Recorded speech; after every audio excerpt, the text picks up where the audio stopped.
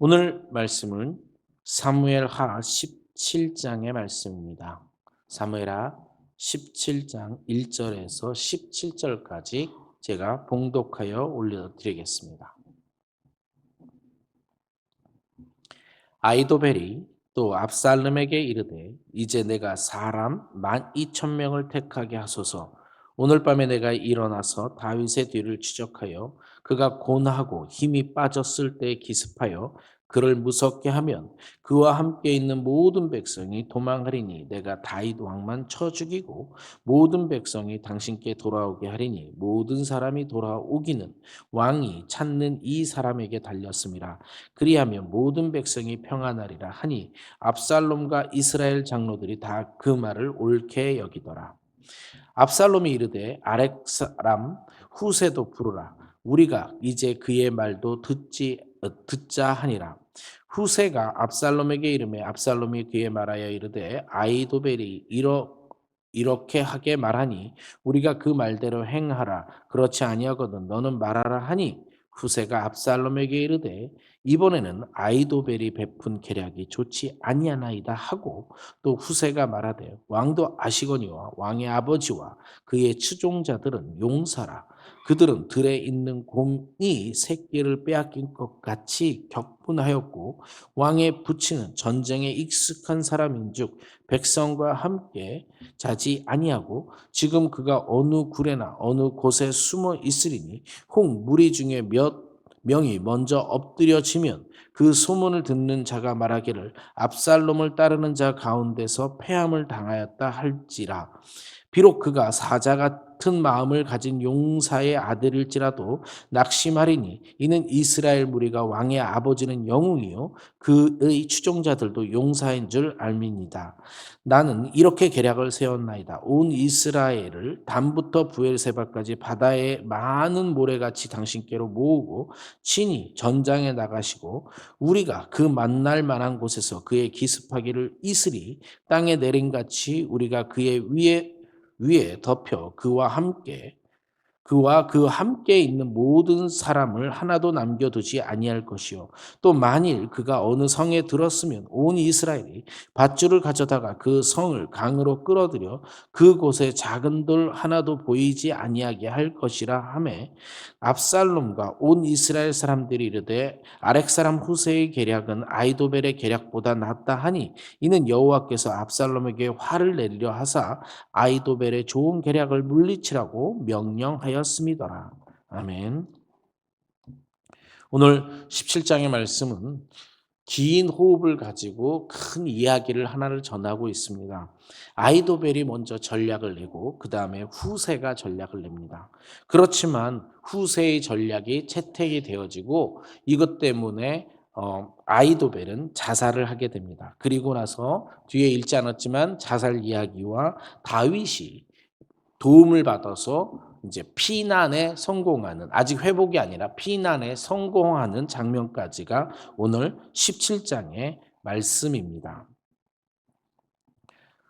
아이도벨이 전략가입니다. 이 전략가가 좋은 전략을 하나 내요. 지금 어떤 상황이냐면 15장에서부터 반란이 준비되고 반란이 일어났습니다.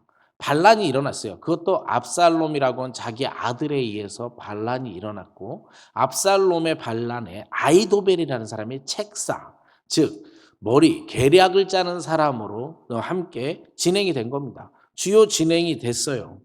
네, 그리고 지금 그것 때문에 다윗이 도망을 갔어요. 우리나라 표현으로 하면 신발도 못 버선발로 도망갔다 이런 표현이에요. 급하게 도망을 갔습니다. 그래서 급하게 도망을 갔으니까 준비도 못했어요. 그러니까 아이도벨이 계략을 내는 겁니다. 왕이시여, 나한테 12,000명이 주면 지금 빨리 쫓아가가지고 준비 안 됐을 때 다윗 왕만 치겠습니다. 라고 하는 게 1절에서 4절까지 나와 있는 겁니다. 사실 아이도벨의 전략이 맞았을 겁니다. 그런데 정말 신기한 일이 일어납니다. 그냥 압살롬이요. 후세의 말도 들어보자라고 이야기를 합니다. 그래가지고 후세를 부릅니다. 후세는 자신의 계략을 이야기를 해요. 근데 후세가 자신의 계략을 이야기하지만 결국은 후세의 목적은 하나입니다. 시간을 벌겠다. 다윗 왕이 도망갈 수 있는 시간을 벌겠다라는 게 후세의 전략입니다. 그래서 이렇게 얘기합니다. 왕께 왕이시여, 왕도 아시지 않습니까? 당신의 아버지가 얼마나 큰 용사인지 아시지 않습니까? 전쟁에 능한 사람입니다.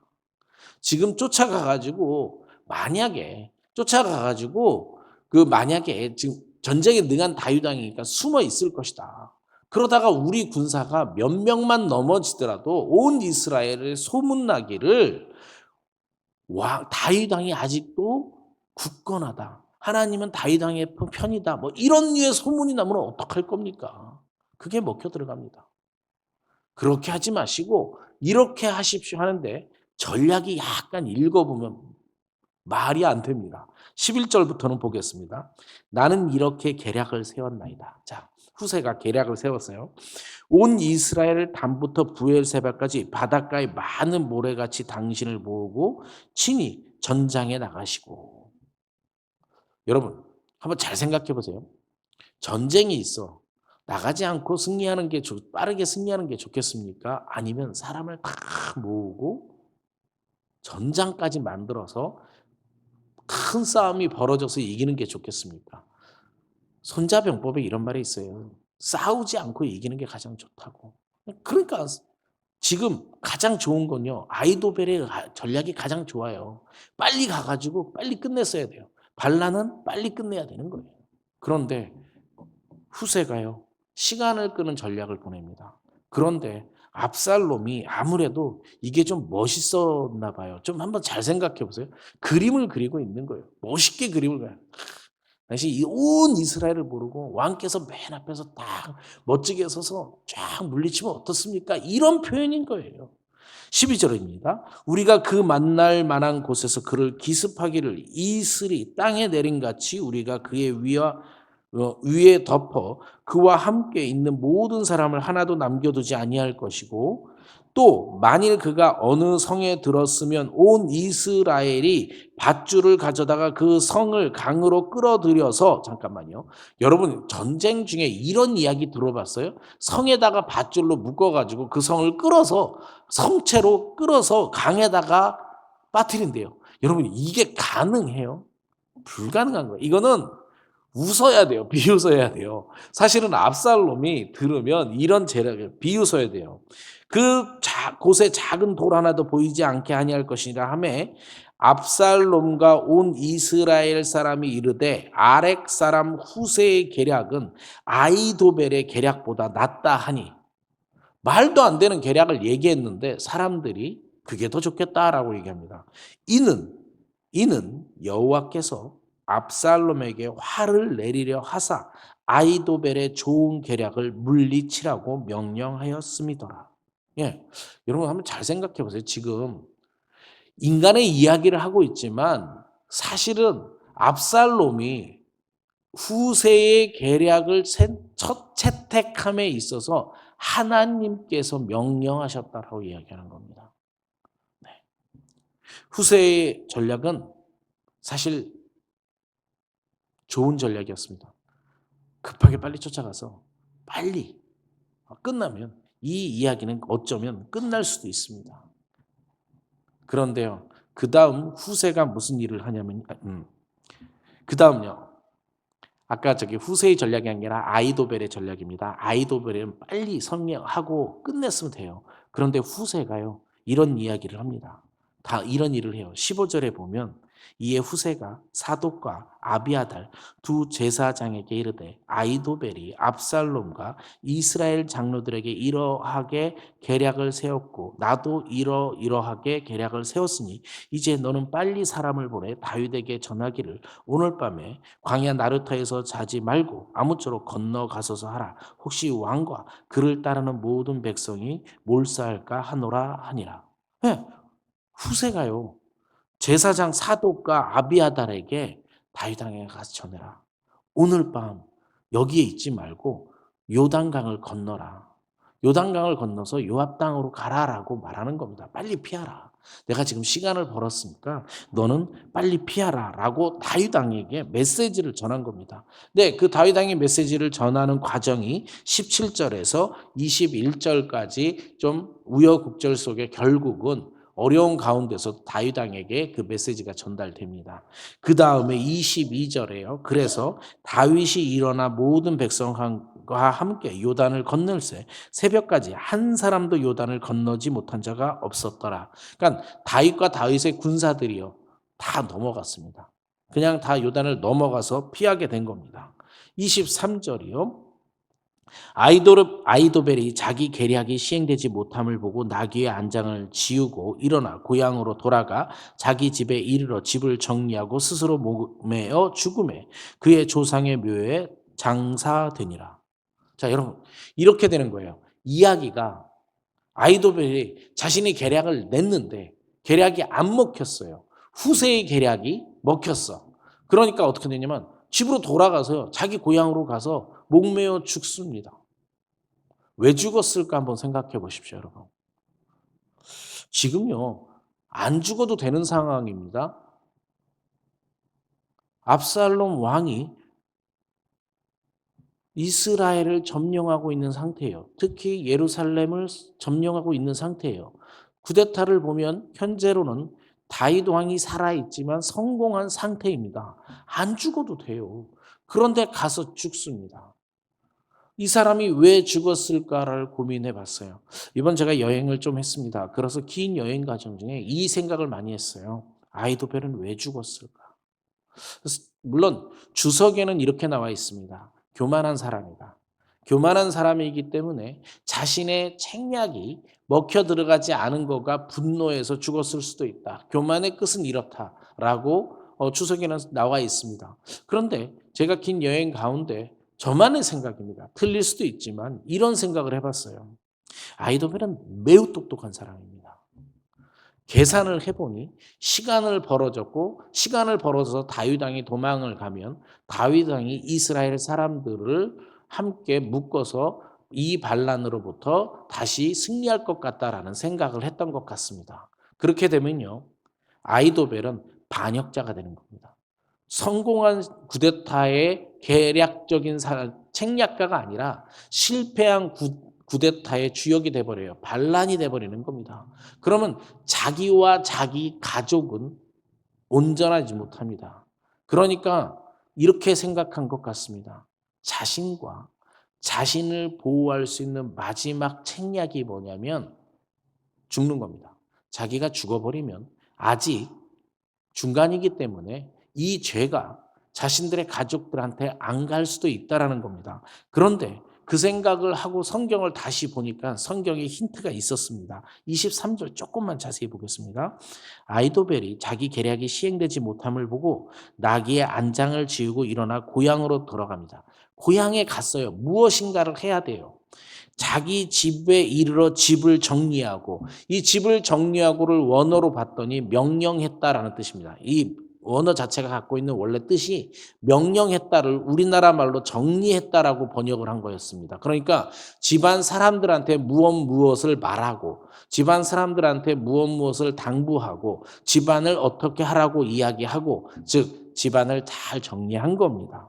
그리고 스스로 목매어 죽었습니다. 왜 목매어 스스로 죽냐면요. 주석을 찾아보고 이러니까 이럴 확률이 있답니다. 반란으로 죽으면 조상의 묘에 갇히지 못한답니다. 왜? 반란군을 그냥 납두겠어요? 명예롭지 못한 거예요. 그래서 그는요. 지금 반란군이라고 하는 것을 명예가 실추되기 전에 자살함으로써 그의 조상의 묘에 장사되었더라. 대단한 전략가입니다. 상황 판단을 아주 잘한 후세입니다. 네, 여러분 오늘 말씀 17장의 말씀은 모든 것은 하나님의 주권이다라고 하는 겁니다. 그런데 오늘 제가요. 우리가 함께 묵상하고 싶은 것은 이 17장을 보통 설교할 때 하나님의 주권을 설명하십니다. 저도 그 범위를 벗어나고 싶지 않습니다. 그런데 오늘 후세와 다윗을 비교해 가면서 오늘 아침 우리가 묵상할 포인트를 찾아보겠습니다. 지금요. 후세도 어려움을 겪습니다.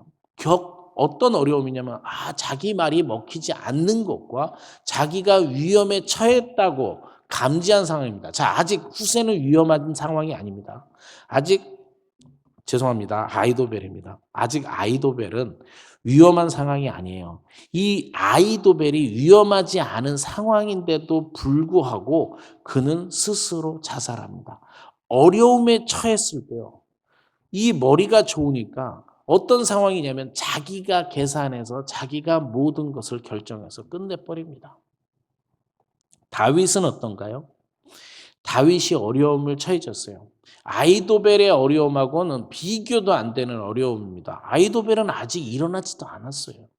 다윗은 왕인데 쿠데타에 의해서 쫓겨났고요. 그것도 자기 아들 때문에 쫓겨났습니다. 그런데 다윗 왕이 이번에는요. 알았습니다. 자기 때문에 이 모든 것들이 일어나는 것이 알았어요. 12장에서 나단 선지자를 통해서 회개를 통하고 나단 선지자를 통해서 12장에서 하나님께서 너의 죄 때문에 너희 집안에 칼이 일어날 것이고 너의 아내들이 간간당할 것이다 라고 하는 것을 이미 말했어요. 그러니까 다윗은 이것을 알았던 거예요. 그래서 다윗이 알았던 것을 어떻게 우리가 알 수 있냐면요. 다윗은 사무엘하 16장에 보면요. 사무엘하 16장에 보면 시므이가 저주를 하는데요. 그냥 냅두라 그럽니다.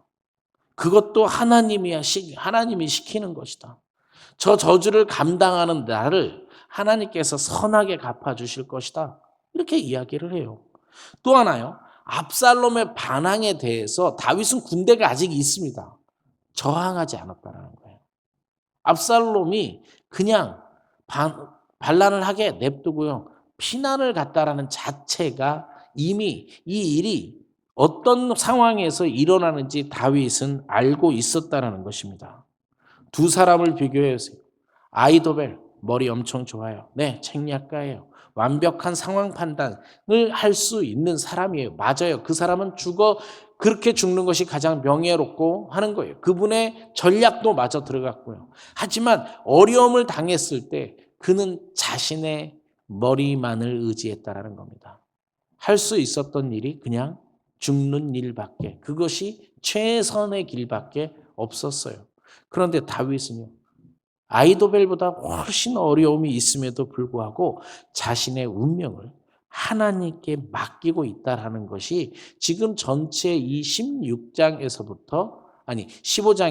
18장까지 흐르는 이야기예요. 다윗이 고난받고 있다라고 하는 거가 기록되어져 있지만 읽어보면 정말 이야기하고 싶은 것은 다윗은 이 일을 하나님께 맡기고 있다라는 겁니다. 왜? 자기 잘못을 한 거예요.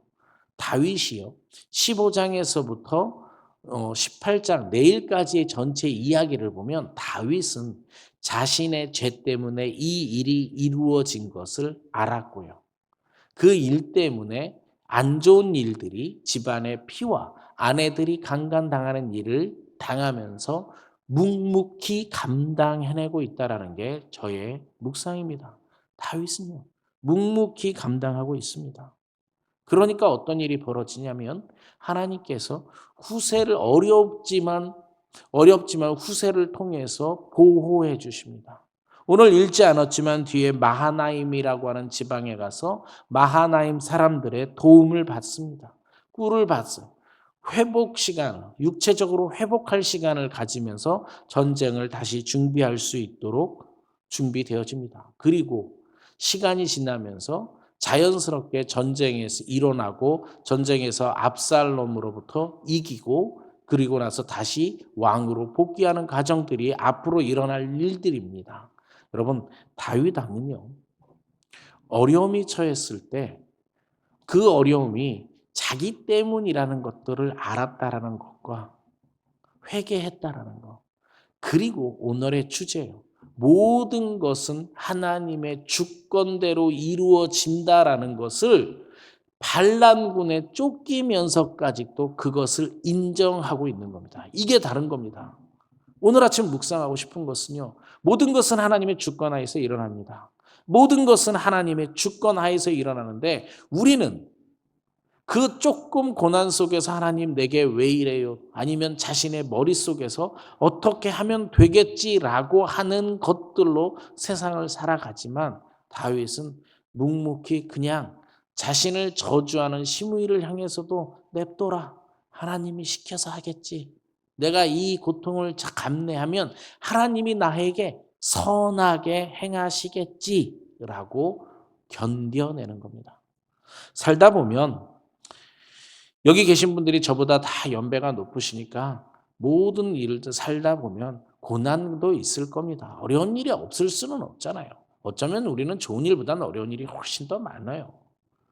그렇지만 그 모든 일을 하나님의 주권에 맡겨두는 거. 하나님이 하시는 일이니까 나는 묵묵히 나의 앞길, 지금 할 수 있는 일, 피난 가는 일, 이 일을 하는 다윗의 모습 속에서 우리도 삶을 그렇게 살겠다고 결단하는 아침이 되었으면 좋겠어요.